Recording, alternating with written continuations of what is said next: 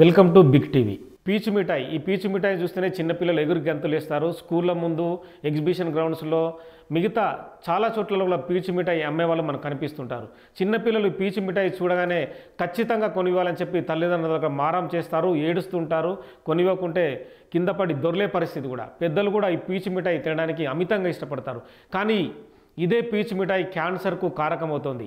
Rhodamine B అనే chemical ఇందులో వాడడం వల్ల క్యాన్సర్ వస్తుందని చెప్పి తమిళనాడు ప్రభుత్వం తన పరిశోధన ద్వారా తేల్చి అక్కడ పరిశ్రమలను మూసేయడం జరిగింది. పీచు మిఠాయి క్యాన్సర్కు కారకమవుతుందా, ఈ రోగాలు అంటే ఎలా ఈ క్యాన్సర్కు దారితీస్తుందని ప్రస్తుతం మనతో పాటు ప్రముఖ వైద్యులు మోహన్ వంశీ గారు ఉన్నారు. నమస్కారం సార్. నమస్కారం అండి. పీచు మిఠాయి అనేది మీకు తెలుసు, చిన్ననాటి మన స్కూళ్ళలో పెరిగిన పరిస్థితులు కావచ్చు, స్కూల్కి వెళ్ళినప్పుడు కూడా కావచ్చు, వీటన్నింటిని మనం రెగ్యులర్గా చూసాం.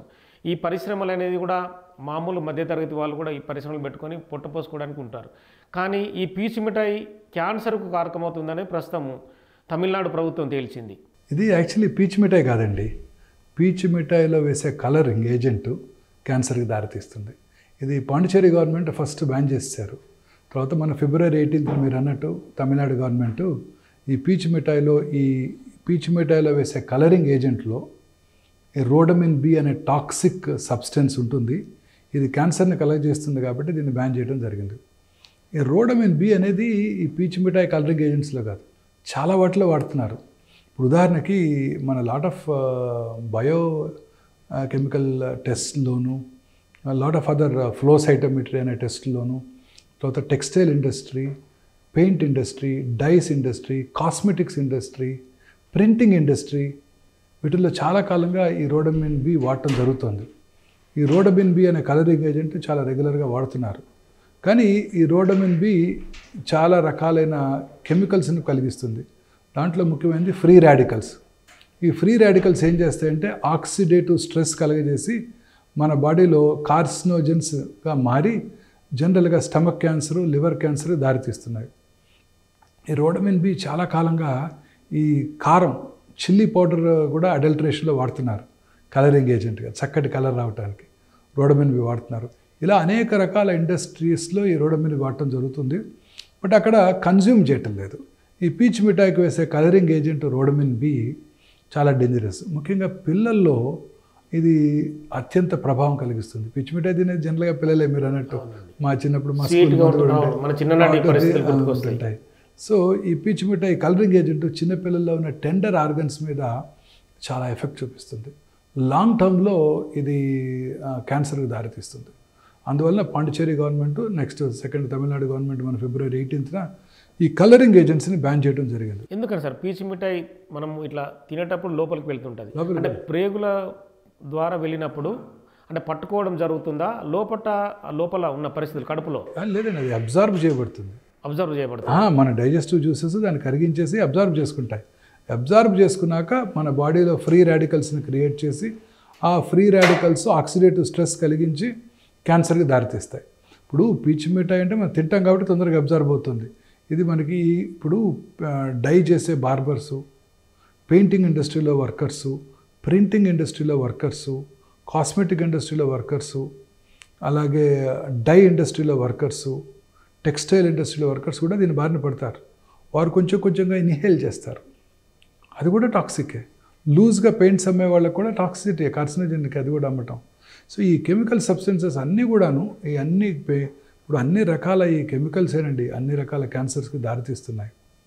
ఈ కలరింగ్ ఏజెంట్స్ ఇప్పుడు మీరు అన్నట్టు చిల్లీ చికెన్ కూడా కలర్ వేస్తున్నారు, పన్నీర్ 65 కూడా కలర్ వేస్తున్నారు, జిలేబీ కూడా కలర్ వేస్తున్నారు. ఇవన్నీ కూడా మనకు డేంజరస్ అండి. ఈ కలరింగ్ ఏజెంట్స్ అన్నీ డేంజరస్సే. ఈ చైనీస్ డిషెస్ అన్నీ కూడా కలర్ చేస్తున్నారు. ఇప్పుడు అన్ని చోట్ల ఇప్పుడు మీరు స్విగ్గీలో ఆర్డర్ చేసినా ఈ కలరింగ్ ఏజెంట్స్తో వస్తేనే అవి అంత అట్రాక్టివ్గా కనపడతాయి. ఇప్పుడు నాన్ వెజ్ తిన్నా కూడా చికెన్ 65 లాంటి పదార్థాలలో కూడా ఇవన్నీ కూడా కలర్ కంటెంట్ ఉంటుంది. ఇవన్నీ కూడా డేంజరస్సేనండి. ఈ రోడమిన్ బియే కాదు, అనేక రకాలైన కెమికల్స్ మనకి దారితీస్తాయి. ఉదాహరణకి మొన్న మధ్య మైదా ఎలా తయారు చేస్తారండి? గోధుమ పిండిని అనేక రకాలైన కెమికల్ ప్రాసెసింగ్ చేసి మైదా తయారు చేస్తారు. ఈ మైదాలో వాడే అనేక రకాలైన గ్యాసెస్, అలాగే పొటాషియం బ్రోమైట్ అనే కెమికల్స్ మైదా తయారు చేయడం వాడే ఇవన్నీ కూడా క్యాన్సర్కి దారితీస్తాయి. సో ఈ వైట్ మైదా అనేది చాలా డేంజరస్. అన్ని రకాల chemical processing of our food items dangerous అండి. ఇప్పుడు చూస్తే డబుల్ కా మీఠా కూడా కలర్ వేసేస్తారు. అవునండి, మనకి హైదరాబాద్లో అంటే ప్రతి స్వీట్ పదార్థంలో కలర్ మన ఫేమస్ డిష్ కదా హైదరాబాద్ అవును. డిష్ దీనికి కూడా కలర్ వేసేస్తారు. సో ఈ కలరింగ్ ఏజెంట్స్ అన్ని రకాలుగా అనేక చోట్ల వాడుతున్నాం. కాస్మెటిక్ ఇండస్ట్రీ, రోజు వాడే టెక్స్టైల్ ప్రింటింగ్, డైయింగ్, అన్ని ఇండస్ట్రీల్లో, టెక్స్టైల్ ఇండస్ట్రీస్లో వాడుతున్నారు. ఇవన్నీ కూడాను అక్కడ మనం ఎక్కువగా ఇన్హేల్ చేయకపోయినా ఇది అబ్జార్బ్ అయిపోతుంది మన బాడీలో. ముఖ్యంగా పిల్లల్లో అబ్జార్బ్ చేయబడినప్పుడు చాలా రకాలుగా లాంగ్ టర్మ్లో ఎలాంటి ఆరోగ్య సమస్యలు తలెత్తుతాయి సార్? అంటే వాటి సిమ్టమ్స్ ఎలా ఉంటాయి లోపలికి వెళ్ళిన తర్వాత? ఏం సిమ్టమ్స్ ఉండవండి. Long term damage.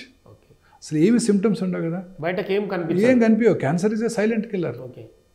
Cancer is a silent killer. అంటే ఇది డెఫినెట్గా ఇది ఖచ్చితంగా క్యాన్సర్ కలిగిస్తుంది. చిన్నపిల్లలు ముఖ్యంగా టెండర్ ఏజ్లో తీసుకున్నప్పుడు లాంగ్ టర్మ్ అబ్జార్ప్షన్, 1 తరగతి నుంచి 10 తరగతి దాకా తినారనుకోండి, లాంగ్ టర్మ్గా absorption, long term consumption dangerous.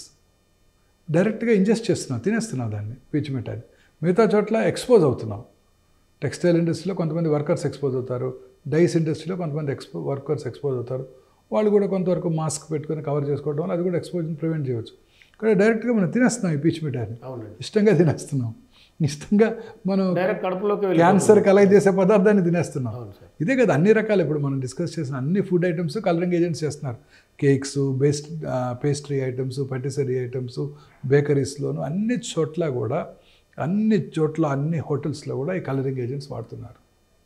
అన్ని రకాల కలరింగ్ ఏజెంట్సే కదండి, అనేక రకాలైన కెమికల్స్. చైనీస్ డిషెస్లో వాడే Ajinomoto, it's all toxic substance అండి ఇవన్నీ కూడాను. ఇప్పుడు క్యాన్సర్స్ ఇంత ర్యాపిడ్గా పెరిగిపోవడానికి గల కారణం ఇదే. మనం తీసుకునే food, adulterated food, fast foods, tinned foods, అనేక రకాల ప్రిజర్వేటివ్స్ వాడుతుంటారు. ఇప్పుడే అనుకున్నాం కదా, కారంకి మంచి కలర్ రావడం కోసం ఇదే రోడమిన్ బి వాడుతున్నారు. చూడగానే మనకు తినాలనిపిస్తుంది. ఫ్రూట్స్ మీద కలరింగ్ కోసం, మ్యాంగోస్ కలరింగ్ కోసం, రైప్ అయిన మ్యాంగో కలర్ రావడం కోసం అనేక రకాలైన కలరింగ్ ఏజెంట్స్ వాడుతున్నారు. ఇవన్నీ కూడా క్యాన్సర్ కారకాలేనండి. ఈ సింథటిక్ కలర్స్ అన్నీ కూడా క్యాన్సర్ కారకాలే. ఇప్పుడు కడుపులోకి చిన్నపిల్లలకి తిన్న తర్వాత వెళ్తుంది కదా సార్, అంటే అల్సర్ లాంటి అంటే ముందు ప్రైమరీగా ఏమైనా వస్తుందా సార్? లేదంటే కిడ్నీ ఫంక్షన్ ఏమన్నా పనిచేయడంలో తేడా ఉండడం? ఏముండదండి. అసలు ఈ క్యాన్సర్స్ లివర్ ఫంక్షన్ కానీ, కిడ్నీ ఫంక్షన్ కానీ, స్టమక్ ఫంక్షన్ కానీ అవేమి డిస్టర్బ్ చేయవు. అందుకే క్యాన్సర్స్ ఆర్ డేంజరస్. లోపల పెరుగుతుంటాయి, ఎటువంటి సిమ్టమ్స్ కలగవు, సిమ్టమ్స్ ఉండవు పేషెంట్కి. అందుకే కదా ప్రతి వాళ్ళు లివర్ క్యాన్సర్ అంటే మోస్ట్లీ 4th స్టేజ్లోనే వస్తారు. అవును సార్. సడన్గా స్ట్రైక్ అవుతుంది. లివర్కి 80% రీజనరేటివ్ కెపాసిటీ ఉందండి. 80% లివర్ చెడిపోయినా మన 20% లివర్తో మనం బతికేయచ్చు. హాఫ్ ఆఫ్ ద లివర్ మనం డొనేట్ చేస్తున్నారు కదా, చాలామంది డొనేట్ చేస్తున్నారు వాళ్ళ నియర్ అండ్ డియర్ వన్స్కి. సో లివర్కి ఆ రీజనరేటివ్ కెపాసిటీ ఉందండి. సో అందువల్ల part of the liver damage అయినా మనకి ఎటువంటి సిమ్టమ్స్ ఉండవు. ఇన్ఫ్యాక్ట్ ఆ regeneration it self causes cancer. Liver damage అవుతుంది, డ్యామేజ్ అయిన తర్వాత లివర్ రీజనరేట్ అవుతుంది. ఆ రీజనరేటివ్ క్రమంలో కొన్ని మ్యూటేషన్స్ జరిగి, జెనెటిక్ మ్యూటేషన్స్ జరిగి క్యాన్సర్ని కలిగిస్తాయి. ఇప్పుడు క్యాన్సరు పాత రోజుల్లో క్యాన్సర్ అంటే చాలామందికి తెలియదు, మీకు తెలిసే ఉంటుంది. ఇప్పుడు మీరు లక్షల్లో చూస్తున్నారు క్యాన్సర్ పేషెంట్స్ని. ప్రధానంగా క్యాన్సర్ రావడానికి ఏమని కారణాలు చెప్తారు సార్? ఇప్పుడు క్యాన్సర్ రావడానికి మెయిన్ కారణం పొల్యూషన్ అండి. భారతదేశంలో 2 రకాల కారణాలండి క్యాన్సర్ రావడానికి ఎవరికైనా. ఎన్విరాన్మెంటల్ ఫ్యాక్టర్స్ అంటే రోజు మన చుట్టూ ఉండే factors, genetic factors. Genetic factors కొంచెం తక్కువగా ఉంటాయి. జన్యుపరమైన కారణాలు, ఉదాహరణకి మిస్ యాంజెలినా జోలీ, వారు హాలీవుడ్ హీరోయిన్. వారి తల్లిగారికి బ్రెస్ట్ క్యాన్సర్ ఉంటే ట్రిపుల్-నెగటివ్. వారు టెస్ట్ చేయించుకున్నారు. BRCA1, BRCA2 hereditary breast ovarian cancer syndrome అంటారు. వారికి అది పాజిటివ్ రావడంతో 30 ఏళ్లకే 2 బ్రెస్ట్లు 2 ఓవరీలు తీయించేసుకున్నారు. సో అలాంటి జన్యుపరమైన కారణాలు కొన్ని. అది కాక ఎన్విరాన్మెంటల్ ఫ్యాక్టర్స్ అంటే మనం రోజు తీసుకునే ఆహారం, క్రిమి సంహారక మందులు, పెస్టిసైడ్స్ వేసిన ఆహార పదార్థాలు, పెస్టిసైడ్స్ ఇవన్నీ వేసిన ఆహార పదార్థాలు, ఇవన్నీ కూడా క్యాన్సర్ కలుగజేస్తాయి. అలాగే మీరు దురలవాట్లు, సిగరెట్ తాగక్కర్లేదు. మీరు పంజగుట్ట చౌరస్తాలో ఒక 5 నిమిషాలు నుంచున్నారంటే ఏదో ఒక కారణం వల్ల 50 సిగరెట్లు తాగితే ఎటువంటి ఇల్ ఎఫెక్ట్స్ వస్తాయి, అంత ఇల్ ఎఫెక్ట్స్ వచ్చేస్తాయి. ఈ అర్బన్ ఏరియాస్లో ఈ ఆటోమొబైల్ పొల్యూషను, ఇండస్ట్రియల్ పొల్యూషను, ఉదాహరణకి థర్మల్ పవర్ ప్లాంట్స్, ఎక్కడైతే కోల్ బర్న్ చేస్తారో open cast mines, fertiliser industries, dyes industries, rubber industry, asbestos industry, alkaline battery industry, nickel cadmium battery industry, వీళ్ళందరికీ రెగ్యులర్గా పెయింట్స్ వాడే పెయింటర్స్కి, పెయింట్స్ లూజ్గా అమ్మే వాళ్ళకి, రోజు ఒక 20 మందికి డైస్ వేస్తుంటే బార్బరు వాళ్ళకి కూడా అన్ని రకాలుగా ఈ క్యాన్సర్స్ వస్తుంటాయి.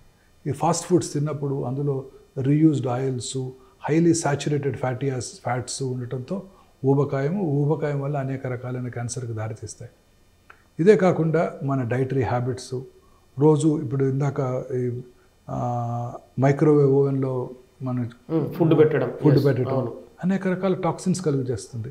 అలాగే రీయూజింగ్ ఆయిల్స్, ఇప్పుడు మిర్చి బజ్జీలో వాడు పొద్దున్నే ఆయిల్ పోస్తారు బాండీలో, కంటిన్యూగా అదే ఆయిల్ వాడుతూనే ఉంటారు రాత్రి 11. రీయూజ్డ్ ఆయిల్స్ ఇవన్నీ కూడా cancer కారకాలండి.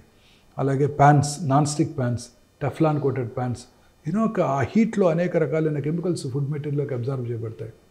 Plastic water bottles, especially ఎండలో వెళ్ళినప్పుడు ఆ ప్లాస్టిక్ మైక్రో పార్టికల్స్ కరిగి వాటర్ తాగడం మనం ఇంజెస్ట్ చేస్తున్నాము. ఈ కారు ఎయిర్ కండిషన్ కారే కావచ్చు, మనం టక్కన 30 degrees సెంటిగ్రేడ్లో 40 degrees సెంటిగ్రేడ్లో కార్లోకి ఎంటర్ అవ్వగానే లోపల ఆ ప్లాస్టిక్ అంతా కెమికల్స్ ఆ కార్లో ఉండి మనకి అన్ని రకాలుగా దాన్ని ఇన్హేల్ చేయడం జరుగుతుంటుంది. అలాగే ఫుడ్ ఐటమ్స్ ఇందాక చెప్పినట్టు వైట్ మైదా అనేక రకాలుగా మన క్యాన్సర్ దారితీస్తుంది. అదే కాదండి, ఆర్టిఫిషియల్ లైట్స్, రాత్రిపూట పనిచేసేవాళ్ళు బీపీఓ ఆఫీసెస్, ఇప్పుడు మార్నింగ్ నేను బంజారాహిల్స్ నుంచి గచ్చిబౌలి వస్తుంటే హాస్పిటల్కి అంత tall buildings, well lit buildings, అంత లైటెడ్ బిల్డింగ్స్ ఉంటాయి. అన్ని చోట్ల పనిచేస్తుంటారు, అన్ని ఫ్లోర్లు 30-40 ఫ్లోర్స్ బిల్డింగ్స్లో అన్ని చోట్ల పనిచేస్తుంటారు. లేడీస్, మగవాళ్ళు అందరూ పనిచేస్తుంటారు. వీళ్ళంతా మనకు ఒక నార్మల్ రిథమ్ ఉందండి, సర్కేడియన్ రిథమ్ అంటారు. రిథమ్ అంటే పగలు పొద్దున్నే పని చేసుకోవటం, రాత్రి 7 తొందరగా భోజనం చేసి 9 గంటల పడుకోవటం, పొద్దున్నే లేవటం, దీన్ని మన రిథమ్ అంటాం. ఈ రిథంలో ఉన్నప్పుడు రాత్రి 2 గంటలు 3 గంటల ప్రాంతంలో మన బాడీలో మెలటోనిన్ అనే హార్మోన్ ఉత్పత్తి అవుతుందండి. ఈ రాత్రిపూట అంతా పనిచేసే వాళ్ళకి ఈ హార్మోన్ ఉత్పత్తి అవ్వదు. ఈ హార్మోన్కి స్ట్రాంగ్ యాంటీ క్యాన్సర్ ప్రాపర్టీస్ ఉన్నాయండి. It disturbs your melatonin hormone production. So అసలు లైట్ లేకుండా పడుకోవాలి. ఈ రాత్రిపూట టీవీ చూడటం పూర్తిగా ఆపేయాలి మన పిల్లలందరికీ. మొబైల్ స్క్రీన్ చూడటం మాత్రం వెరీ డేంజరస్. ఆ బ్లూ స్క్రీన్, బెడ్ లైట్ కూడా ఉండకూడదు. బెడ్ లైట్ కూడా ఉండాలి అంటే రెడ్ కలర్ బెడ్ లైట్ అతి తక్కువగా మెలటోనిన్ హార్మోన్ ప్రొడక్షన్ డిస్టర్బ్ చేస్తుందంట. Blue colour, white lights dangerous. రాత్రిపూట వైట్ లైట్స్లో పనిచేయటం ఇవన్నీ కూడా క్యాన్సర్ కారకాలే. మనం వీఆర్ ఫైటింగ్ విత్ నేచర్.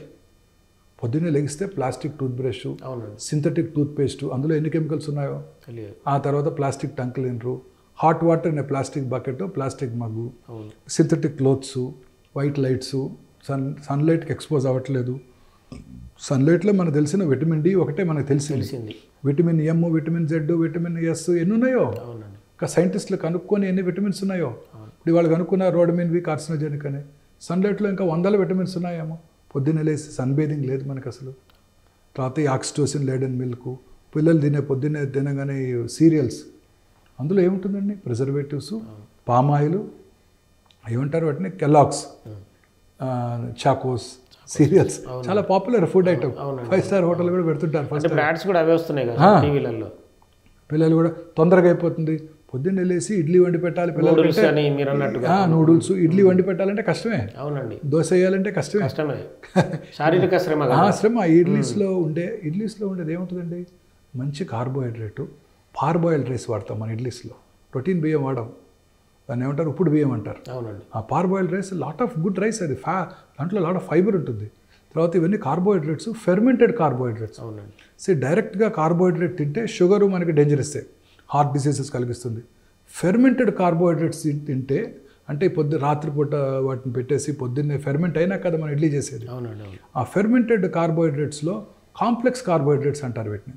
అవి మన బాడీకి మంచివి, షుగర్ కలిగించవు, షుగర్కి దారితీవు.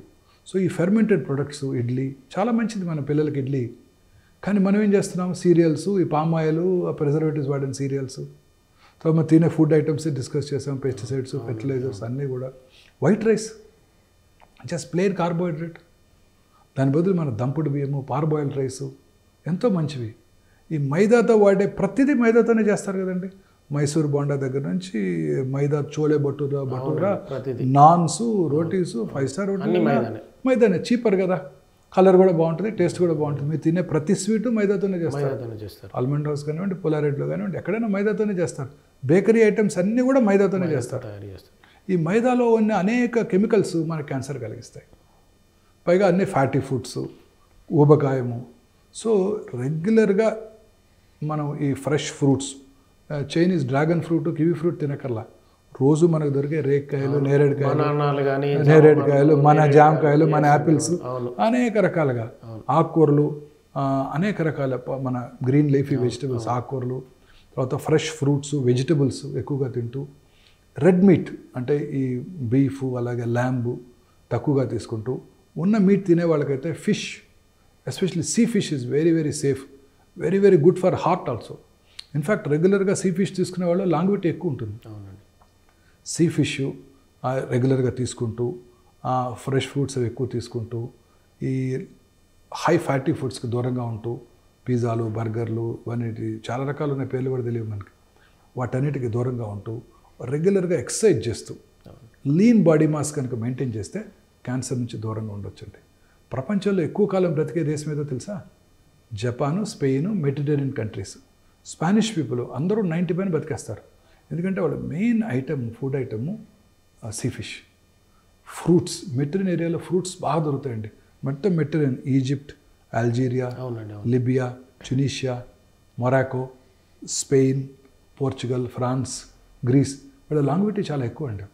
అక్కడ అనేక రకాల ఫ్రూట్స్, మంచి వెదరు, తర్వాత lot of sea fish, pollution తక్కువగా ఉంటుంది ఆ కంట్రీస్లో అన్నింటిలో కూడాను. వాళ్ళు 92 బతికేస్తుంటారు. జాపనీస్ కూడా అలానే బతుకుంటారు. ఇదే జాపనీస్ అమెరికా మైగ్రేట్ అయ్యారు అనుకోండి, వాళ్ళు సెకండ్ జనరేషన్, థర్డ్ జనరేషన్ జాపనీస్లో మళ్ళీ అమెరికాలో ఉన్నట్టే హార్ట్ అటాక్లు, అమెరికాలో ఉన్నట్టే క్యాన్సర్స్ కూడా చూస్తున్నాం.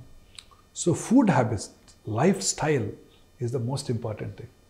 అన్నిటికన్నా ఇంపార్టెంట్ నా మనసులో నేను అనుకునేది ఏంటంటే మానసిక ఆందోళన తగ్గించుకోవాలి. మానసిక ఆందోళన వల్ల అనేక రకాలైన క్యాన్సర్స్ వస్తున్నాయి. నేను ప్రాక్టికల్గా నా ఓన్ పేషెంట్స్లో అబ్జర్వ్ చేశాను. 10 ఏళ్ళుగా క్యాన్సర్ ఫ్రీ ఉన్నారు. 10 ఏళ్ళ తర్వాత హస్బెండ్ చనిపోయారు. చనిపోయినప్పుడు కూడా ఆమెకు బ్రెస్ట్ క్యాన్సర్ రాలేదు. మళ్ళీ 4 నెలల్లో క్యాన్సర్ తిరగబెట్టింది. మెంటల్ డిప్రెషన్, మానసిక ఆందోళన. సంతోషం సగం బలం. మానసికంగా మనం హ్యాపీ ఉంటే, పెద్దవాళ్ళు చెప్పారు మనకి, హ్యాపీగా ఉంటే కరోనా రాదు, క్యాన్సర్ కూడా రాదు. సో మీరు సూచనలు ఏమి ఇవ్వగలుగుతారు సార్? అంటే ఇలాంటి పీచు మిఠాయి కావచ్చు, కలరింగ్, అన్ని రకాల కలరింగ్ ఏజెంట్స్, అన్ని రకాల ఆర్టిఫిషియల్ కలర్స్, అన్ని రకాలుగా మనం ఈ hotel foods, reused oils, Dalda, vanaspati Dalda, ఇవన్నీ కూడా క్యాన్సర్ కారకాలండి. మన చక్కటి హోమ్ మేడ్ ఆయిల్స్, తర్వాత ఏమంటారు కోకోనట్ ఆయిల్, తర్వాత మన గ్రౌండ్ నట్ ఆయిల్, ఇవి చక్కగా మన గానుగులో వచ్చిన ఈ ఆయిల్స్ చాలా ఉత్తమమైనవండి. ఈ రిఫైన్డ్ ఆయిల్స్ కూడా వాటిలో అనేక రకాలైన ప్రాసెస్డ్ మెటీరియల్ వాడతారు. అవి కూడా డేంజరస్సే, హార్ట్కి డేంజరస్సే, అన్నీ కూడా క్యాన్సర్ని కలిగిస్తాయండి. సో ఇవన్నిటికి దూరంగా ఉంటూ లాట్స్ ఆఫ్ ఫ్రూట్స్, వెజిటబుల్స్ తినాలనుకుంటే వైట్ మీటు, ఇవన్నీ వీటి రెగ్యులర్గా ఎక్సర్సైజ్ చేస్తూ, దురలవాట్లకి ఆల్కహాలు, టొబాకో, వీటికి దూరంగా ఉన్నట్టయితే అన్ని రకాల అనారోగ్య కారకాలన్నీ కూడా అవాయిడ్ చేసి మనము క్యాన్సర్ నుంచి కూడా దూరంగా ఉండడానికి అవకాశం ఉంది. కానీ క్యాన్సర్ను గుర్తించలేని పరిస్థితి కాదు సార్ ఇప్పుడున్న రోజులలో. ఎందుకంటే క్యాన్సర్ ఎక్కడ బాడీలో అటాక్ చేస్తుందో కూడా తెలియడం లేదు. Cancer is a silent killer అండి. క్యాన్సర్ ఎటువంటి సిమ్టమ్స్ కలిగించదు. క్యాన్సర్ వార్నింగ్ సిగ్నల్స్ మనమే గుర్తించి డాక్టర్ దగ్గరికి వెళ్ళాలి. అంటే వార్నింగ్ సిగ్నల్స్ అంటే ఎలా? ఉదాహరణకి బేసిక్గా ఒక 3 ఇంపార్టెంట్ వార్నింగ్ సిగ్నల్స్ ఏంటంటే అన్ఎక్స్ప్లెయిన్డ్ వెయిట్ లాస్, మామూలుగానే తింటున్నాం, మామూలుగానే తిరుగుతున్నాం, వెయిట్ తగ్గిపోతున్నాం. డిస్టేస్ట్ ఫర్ ఫుడ్, ఆకలి లేకపోవటం, అంటే ఆకలి ఉన్నా కూడా డైనింగ్ టేబుల్ దగ్గరికి వెళ్ళటం, మనకి ఇష్టమైన ఫుడ్ ఐటమ్ ఉన్నా తిరిగి వచ్చేయటం, తినబుద్ధి కాదు. ఆకలి లేకపోవటం, లో గ్రేడ్ ఫీవరు, ఇవన్నీ జనరల్ వార్నింగ్ సిగ్నల్స్. అంటే ఇవి ఉంటే క్యాన్సర్ ఉందని కాదు, క్యాన్సర్ ఉండవచ్చు. అలాగే ఆర్గన్ వైజ్ అనేక రకాలైన వార్నింగ్ సిగ్నల్స్ ఉన్నాయి. ఉదాహరణకి brain cancer, early morning headache, నిద్ర కూడా హెడేక్తో లెగుస్తాం. తర్వాత రోజుకి వర్సనింగ్, వీక్ పెరుగుతోంది, ఎక్కువ అవుతుంది. Early morning headache very important warning signals. నడి వయసులో కనుక వచ్చినట్టయితే బ్రెయిన్ ట్యూమర్కి. అలాగే ఇంకా అనేక రకాల సిమ్టమ్స్ ఉంటాయి. సడన్గా జ్ఞాపక శక్తి కోల్పోవటం, ఫిట్స్ రావటం, హెడేక్తో పాటు వామిటింగ్ రావటం, ఇలాంటివన్నీ, చెయ్యి కాలు వీకెన్ అవటం, ఆల్కహాల్ తాగిన వాళ్ళు నడిచినట్టు నడవటం, సడన్గా విజువల్ డిస్టర్బెన్సెస్ రావటం, నడి వయసులో, 50 సంవత్సరాల వయసులో, చిన్న వయసులో కూడా రావచ్చు. ఇలాంటి సిమ్టమ్స్ ఉంటే అది బ్రెయిన్ క్యాన్సర్ సూచిస్తుంది. వెంటనే దగ్గరలో ఉన్న ఆంకాలజీ దగ్గరికి వెళ్ళాలి. Oral cancer is a very common cancer అండి. నోట్లో కానీ నాలుక మీద కానీ ఎరుపు తెలుపు మిళితమైన ప్యాచెస్ ఉండటం, అవునండి, పుండ్లులాగా పుండ్లు ఉండటం, మానని పుండు, నొప్పి లేని మానని పుండు, అలాగే పక్కన ఎరుపు తెలుపు ప్యాచెస్ రావటం, బ్లీడింగ్ రావటం, గమ్స్ లూజన్ అవటం, పళ్ళు లూజ్ అయ్యి ఊడిపోవటం, గమ్స్ క్యాన్సర్, పళ్ళ దగ్గర పక్క నుంచో గమ్స్ నుంచో బ్లీడింగ్ రావటం, feeling of foreign body sensation in the throat. నాలుక వెనకాల భాగంలో క్యాన్సర్ వస్తే ఏదో ఫారిన్ బాడీ ఉన్నట్టు ఫీల్ అవుతాం. మామూలుగా ఏదైనా ఫారిన్ బాడీ ఉంటే మింగేస్తాం, అయిపోతుంది. ఆ ఫారిన్ బాడీ ఫీలింగ్ ఉండటం very important warning signal of throat cancer. అలాగే వాయిస్లో మార్పు రావటం, హోర్స్నెస్, బొంగురు పోవటం, తర్వాత దగ్గినప్పుడు కళ్ళలో బ్లడ్ రావటం, ఫ్లెమ్లో బ్లడ్ రావటం, లో గ్రేడ్ చెస్ట్ పెయిన్, మానని దగ్గు, ఇవన్నీ కూడా లంగ్ క్యాన్సర్ లక్షణాలు.